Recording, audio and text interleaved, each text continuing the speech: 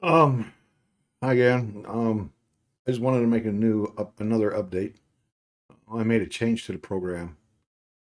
Dealing with the year in the engraving. Um, you've seen in the last video we had this at pound 183, which holds the year, and that gives us, if we run this, gives us the 4-digit year on the end here. The change I made here is if you change this to a 4,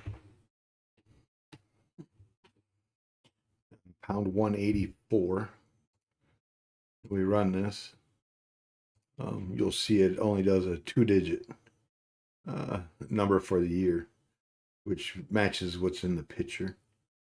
So you can use that. That's in the documentation also.